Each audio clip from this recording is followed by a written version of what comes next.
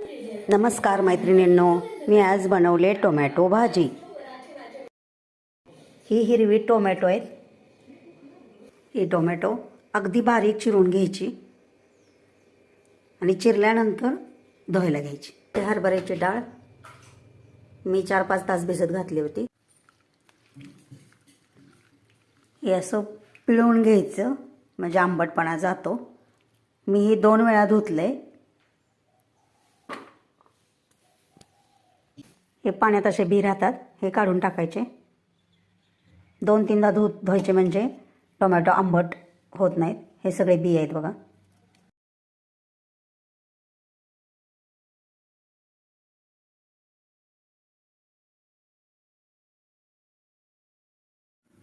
एक मोठा कांदा बारीक चिरलेला आणि लसूण भरपूर घ्यायचा।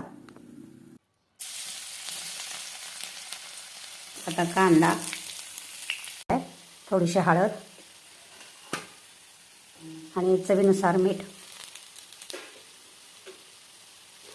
चटणी आत्ताच घालायची नाहीये। ही अर्धी वाटी हरभऱ्याची डाळ, पण थोडं पण पाणी नाही घातलं तर किती पाणी सुटले बघा।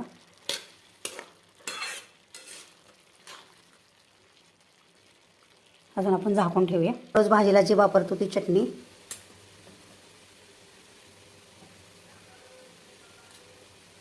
आणि शेंगदाण्याची आपल्याला जरा थोडीशी जाडसर कूट वापरायचं। आपण खिचडीला बनवतो ते जाडसर कूट।